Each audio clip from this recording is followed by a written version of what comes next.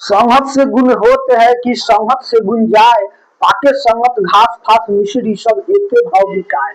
तो स्वागत है आपका फिर से दोबारा हमारा चैनल हुनर वाला में। आज हम लोग ईरान का पार्ट 2 वीडियो देखने वाले हैं। पिछला वीडियो में हमने देखा ईरान के बारे में, समझा ईरान का स्थिति, पूरा भौगोलिक स्थिति कहाँ पर है और हमारे सीमा से कितना दूरी है। आज हम लोग देखने वाले हैं जो ईरान का जो इतिहास है, शुरू से भारतीय संस्कृति का कुछ प्रभाव ईरान में है और ईरान का भी कुछ संस्कृति का प्रभाव भारत में है। आज आप समोसा खाते हैं, आलू भरा हुआ समोसा खाते हैं, तो ये समोसा बना कहाँ से? ये समोसा ईरान से ही ये संस्कृति समोसा वाला आया। तो ईरान में क्या होता था, इसमें गोश्त भर के खाते थे लोग और हमारे यहाँ इसमें आलू भर के खाते हैं समोसा में। तो ये समोसा आज घर घर लोग खाते हैं। तो इस समोसा का जो है ना, ये भी ईरान से ही आया। तो इस चीज को आप समझ लीजिए। बहुत ऐसे हम लोग का भाषा में बोलने वाले शब्द हैं जो ईरानी का जो फारसी भाषा है उस भाषा से हम लोग का मेल खाता है। और ऐसे ही नहीं मिल खाता है, मोटा मोटी 1930 के आसपास भारत के उत्तर प्रदेश के सैयद अहमद मुसावी हिंदी, ये अपने नाम के आगे हिंदी लगाते थे। ये जाते हैं, कहाँ जाते हैं? ये जाते हैं ईरान जाते हैं और ईरान जा करके ये वहां पर बस जाते हैं। ये ईरान क्यों जाते हैं? जो ये यूपी के बाराबंकी के कितूर गांव के रहने वाले हैं और ये ईरान जाते हैं। यहाँ से जाने का कारण हो जाता है, यहाँ पर धीरे धीरे अंग्रेजों का शासन बढ़ जाता है और अंग्रेजों का शासन बढ़ते रहता है। अंग्रेज लोग प्रताड़ित करता है और लोग को धर्म जो है न मानने में थोड़ा दिक्कत करता है। अंग्रेज क्या करता है, अंग्रेज हिंदू पर भी जुल्म करते हैं, मुसलमान पर भी जुल्म करते हैं। तो भारत में उस समय में ना हिंदू और मुस्लिम दोनों मिल करके अंग्रेज से लड़ाई ले रहे थे, अपना आजादी के लिए लड़ रहे थे। आपने सुना होगा कि 1830 के आसपास भारत में भी विद्रोह चल रहा था बहुत सा जगह। तो ऐसे करके भारत में ये चल रहा था। तो उसी बीच में 1830 के आसपास ये चल जाते हैं ईरान। और ईरान जाने के बाद में ये अपना धर्म जो इसमें होता है सुन्नी और शिया, तो शिया धर्म के गुरु थे। तो ये जाकर के वहां शिया धर्म का प्रचार वगैरह करने लगते हैं। और इन्हीं का जो पोता होते हैं ना, इन्हीं का जो पोता होते हैं जिनका नाम होता है अमतुल्लाह रूहुल्लाह खुमैनी, अमतुल्लाह रूहुल्लाह खुमैनी। तो खुमैनी और खामनेई में थोड़ा फर्क समझना चाहिए। तो जो खुमैनी थे वो इनका पोता हुए, किनका? जो अपना भारत से ईरान गए और ईरान गए, उनका नाम था सैयद अहमद मुसावी हिंदी। तो उन्हीं का पोता हुए ये जो आपका नाम है अमतुल्लाह रूहुल्लाह खुमैनी। तो खुमैनी जो है ना, ये वहां पर जो राज कर रहे थे ईरान में, जिनका नाम था आपका जो शाह मोहम्मद रजा पहलवी, जो वहां पर राज कर रहे थे। तो वो जो पश्चिमी देश है वहां का स्टाइल मॉडल ले आए। कैसे? आज आप जाते हैं तो शहर में से गांव में जब जाते हैं तो गांव के लोग देसी कपड़ा लता कैसे ढंग से पहनता है, धोती कुर्ता ऐसे साधारण। शहर के लोग जाता है तो जीन्स, उसका बाद में एक्सीडेंटल जीन्स, कौन टी शर्ट कितना किस्म का पहन के जाता है। तो धीरे धीरे यहाँ का एग्रीकल्चर गाँव में जो स्टाइल है वो जा रहा है शहर का। वैसा ही विदेश से जब आए तो विदेशी जो वहां का स्टाइल था ना, उसको लेकर के ईरान में और ईरान को उसी हिसाब में वो सेट कर दिए कि भाई ईरान में कहीं भी बियर बार खुल जाएगा, कोई भी लड़की भी छोटा स्कर्ट पहन के घूम सकती है, कोई भी ड्रेस पहन के। जो बुर्का वाला जो सिस्टम है ये नहीं था। तो इस चीज का वो विरोध करते थे। कौन? खुमनेई विरोध करते थे।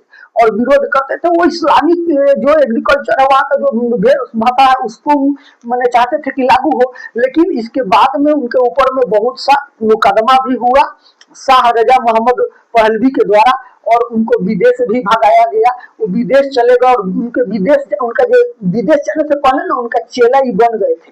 कौन बन गए थे? उनका चेला बन गए थे सैयद अली हुसैनी खामनेई। जो खामनेई जिनको आपने अभी देखा 2026 में अमेरिका ने जिनको मार दिया, तो ये बन गए थे चेला।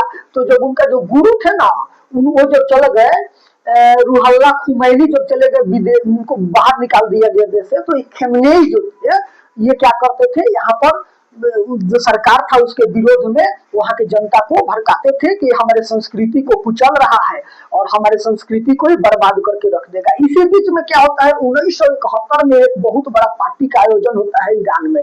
और ईरान में कहाँ होता है?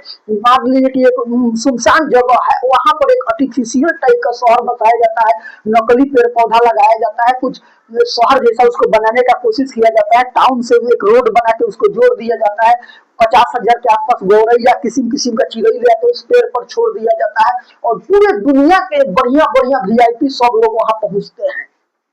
उधर ईरान में थोड़ा भूखमरी वाला स्थिति आ गया था, गरीबी हाल चल छैले था, और इधर राजा जो था अपना राज कर रहा था। तो कहीं का भी अगर राजा राज करता रहेगा, अपने राजशाही में मस्त रहेगा, अपने मतलब अपना ढंग से अपना जीना स्टार्ट करेगा और वहाँ का प्रजा को छोड़ देगा उनके हाथ पे, तो वहां पर विद्रोह होगा ही। तो स्वाभाविक है कि 1971 में जो वहाँ पार्टी हुआ था, उस धीरे धीरे खबर पूरा जनता में जब पहुंच गया, तो जनता बोला अरे हम लोग इतना दुख में रहते हैं, और ये इतना जो वहाँ पर जो रजा पहलवी है वो बहुत एथी कर रहा है, बाहर के लोगों को बुला करके बहुत ऐशमौज किया है।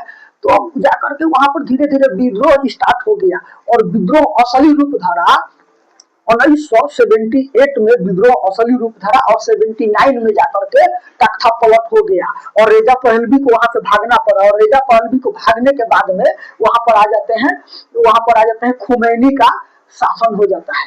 खुमैनी खामनेई है, वो खुमैनी, तो खुमनेई का शासन हो जाता है। खुमनेई जो है ना, मोटा मोटी इनके जन्म के बारे में थोड़ा हम लोग देख लेते हैं। इनका जन्म हुआ था 22 सितंबर 1902 को खोमेनी शहर में हुआ था। निधन हो गया 3 जून 89 को। 10 साल ये सर्वोच्च नेता रहते हैं ईरान का, उसके बाद में इनका निधन हो जाता है, इनका खुमैनी का। तो खुमैनी का निधन होने के बाद में खुमनेई बन जाते हैं।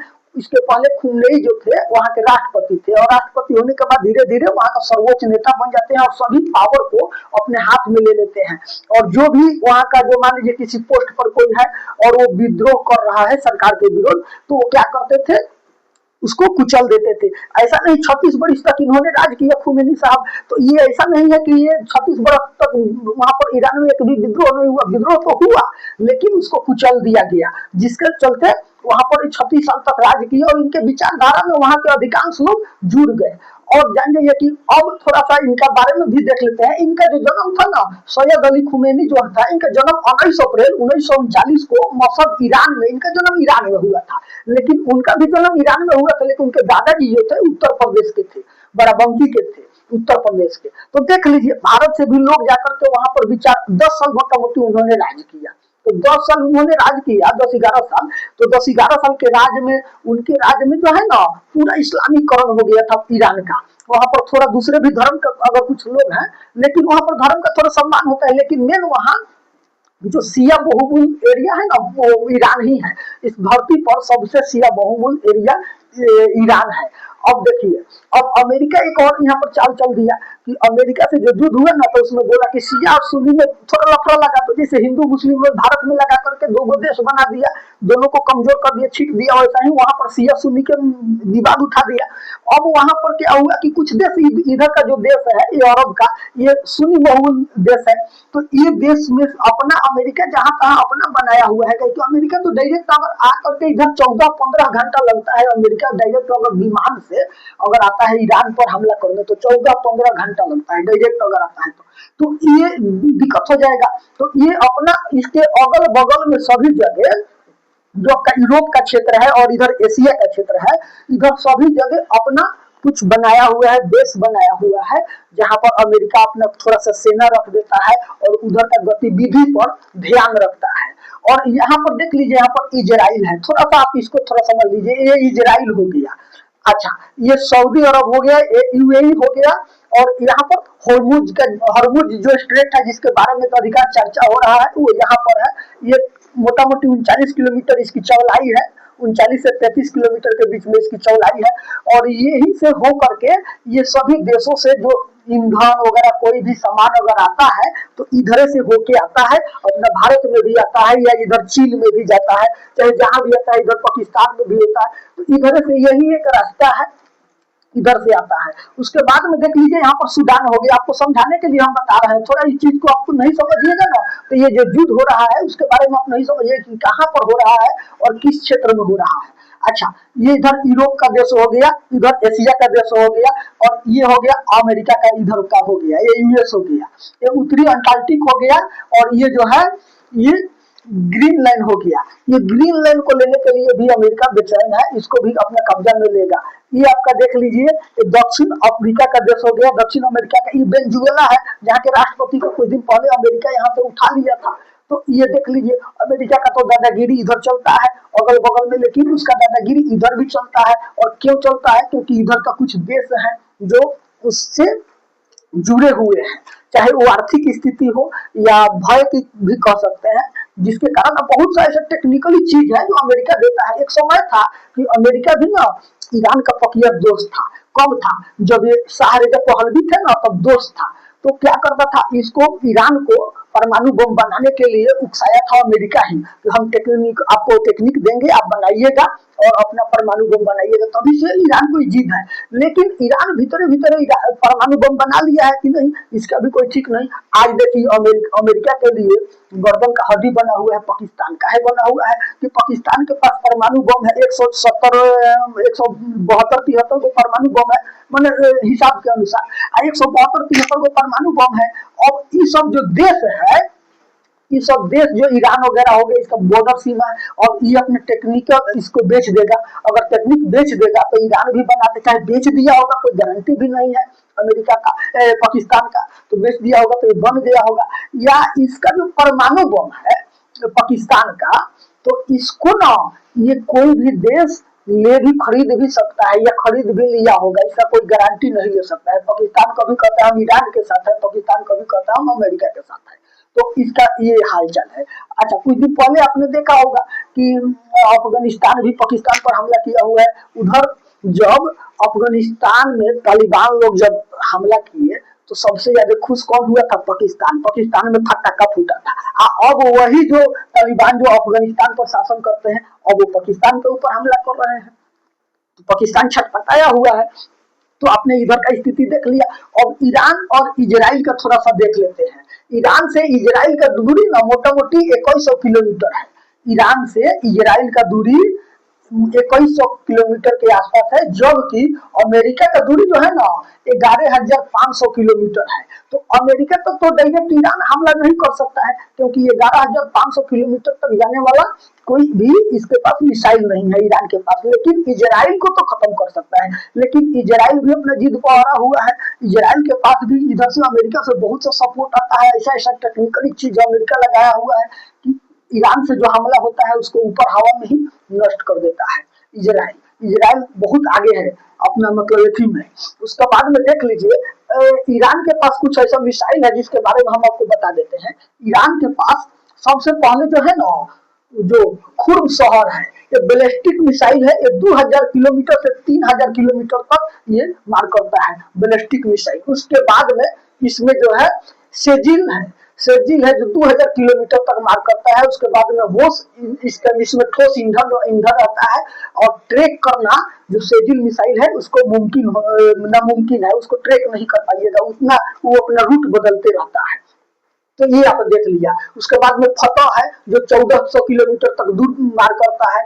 ये ध्वनि के 13 गुना बेसी स्पीड से चलता है फतह मिसाइल। माने ये आवाज हुआ ना, तो ये आवाज आपके कान तक पहुंचा, उससे 13 गुना पहले उसका आवाज वो आप तक पहुंच जाएगा। आवाज पहुंचने से 13 गुना पहले वो आप तक पहुंच जाएगा। समझिए कितना स्पीड में चलता है फतह जो ईरान का है। तो ये मिसाइल के मामले में तो ईरान बहुत आगे है, ड्रोन का मामला में भी आगे है। अभी यूक्रेन से जो रसिया का युद्ध हुआ, उसमें जो रसिया को इसने ईरान ने दिया, बहुत किस्म का ड्रोन इसने दिया है, जिससे यूक्रेन से रसिया लड़ रहा है। अच्छा, अमेरिका का दूरी जो है मोटा मोटी मान के चलिए कि 11,500 किलोमीटर है। तो 11,500 किलोमीटर तो ये नहीं जाएगा। लेकिन अमेरिका इधर अगल बगल ये जो समुद्री क्षेत्र है, इस सब समुद्री क्षेत्र में अपना सब टेक्निकली चीज जो एंटी मिसाइल है उसको लगा के रखा है, शिप पर लगा के रखा है, जो जहाज है उस सब पर सेट करके रखा है, जिससे ईरान की तरफ से कोई हमला नहीं हो। अगर हमला होने आता है तो समुद्र में ही उसको मार के गिरा देगा। तो ऐसा ये स्थिति है। अब देखिए यहाँ तुर्की है। अब ईरान बौखला करके तुर्की पर भी हमला कर रहा है, इधर कुवैत पर कर रहा है, सऊदी अरब पर तो कर ही रहा है, यूएई पर कर रहा है कि भाई तुम लोग उसको साथ क्यों दे रहे हो, अमेरिका को साथ क्यों दे रहे हो। तो अमेरिका को साथ देने के लिए ये लोग मजबूर है। इन लोग पर हमला हो रहा है तो इन लोग अपना हमला और रहा है, लेकिन ये लोग खुद ईरान के ऊपर हमला नहीं कर रहा है। अब अमेरिका ने नाटो देशों से मदद मांगा, लेकिन नाटो देशों ने मदद देने से इनकार कर दिया। क्यों? क्योंकि नाटो का भी कुछ नियम होता है, रूल होता है कि भाई अगर नाटो देश अगर कहीं किसी से अगर पंगा लेते हैं तो सबको आपस में बैठ करके राय विचार करके तब उसमें एथी करना है, तब जाकर के सब लोग मिल करके उसमें सपोर्ट करेंगे। लेकिन जब नाटो में क्या किसी कोई देश अगर बिना किसी से राय विचार लिए अपने आप हमला कर दिया और कहेगा कि आओ सब सपोर्ट करो, तो कैसे करेगा सब? कई वो कारण है नाटो को सपोर्ट नहीं करने का। तो ये सब आपने देख लिया। अब अमेरिका बौखलाया हुआ है कि नाटो के जो देश है इधर यूरोप वगैरह में, तो ये लोग हमको सपोर्ट क्यों नहीं कर रहे हैं? तो कारण यही है। अब इस युद्ध से वंचित इधर भारत जो है अपना साइलेंट में है, साइलेंट मूड में है। इधर जो आपका क्या कहा जाता है, रसिया यहाँ है, और रसिया क्या करता है, ईरान को कुछ टेक्निकली चीज बताता है। जो रसिया का आकाश में जो ऊपर में लगा हुआ है सैटेलाइट वगैरह, उससे कुछ लोकेशन बताता है कि ये जो देश है, अरब का जो देश है, ये लोग कहाँ कहाँ पर अमेरिका का बेस बनाए हुए हैं। तो जो बेस बनाए हुए, जो अमेरिका बेस बनाया हुआ है, इन सब देशों में कहाँ पर बनाया है, तो कुछ ये सब रसिया भी सपोर्ट कर रहा है और चीन भी पीछे से कुछ सपोर्ट इसको ईरान को कर रहा है। देखिए ईरान कितना दिन से अमेरिका जैसे एक महाशक्ति देश के नाक में दम करके रख दिया है, नाक में दम करके रख दिया है। अमेरिका पूरा परेशान हो गया है। अब थोड़ा सा ईरान का रिलेशन भारत के साथ कैसा रहा उसके बारे में थोड़ा देख लेते हैं। देख लीजिए 1994 में OIA में ये इस्लामिक कमिटी है OIA, जिसमें कश्मीर का मुद्दा पाकिस्तान उठाया, लेकिन जो ईरान है ना उसको सपोर्ट में नहीं किया। तो किसके सपोर्ट में? पाकिस्तान के सपोर्ट में नहीं, भारत के सपोर्ट में रहा। उसके बाद में 2024 में चाहबार बंदरगाह का विकास में भारत का साथ दिया, जिससे क्या हुआ, भारत एशिया के सभी देश से जुड़ गया, जो व्यापार का रास्ता है उससे जुड़ गया। जब साथ ईरान ने भारत का नहीं दिया, तब कब नहीं दिया? जब साथ नहीं दिया, अमेरिकी प्रभाव से शाह मोहम्मद रजा पहलवी 1900 जो 41 में मतलब ये बने थे और 1979 तक रहे थे। तो इन्हीं के जो शाह मोहम्मद रजा पहलवी थे ना, ये अमेरिकी प्रभाव में रहते थे। अमेरिका का काम है फुसका देना, वो तो भारत का हमेशा भी भीतर भीतर विरोध करता है, खुल के नहीं करता है, लेकिन विरोध करता है। कोई भी देश को आगे बढ़ना देखना नहीं चाहता है अमेरिका। अमेरिका का ये नीति है, उसका कहना है मेरे अंडर में सब रहो और मेरा ही कहा सब मानो, मेरा ही जो डॉलर है वो पूरे दुनिया में चले, इसी में सब व्यापार करो, तब सब खुश रहोगे। अगर ये डॉलर के बारे में छेड़छाड़ करोगे या परमाणु मेरे हिसाब से मतलब अगर मेरे मर्जी के खिलाफ बनाओगे, तो हम चैन से रहने नहीं देंगे। अमेरिका का ये कहना है। तो इसी का जो विरोध करता है, जैसे कभी ईरान विरोध किया हुआ है बहुत सब पहले।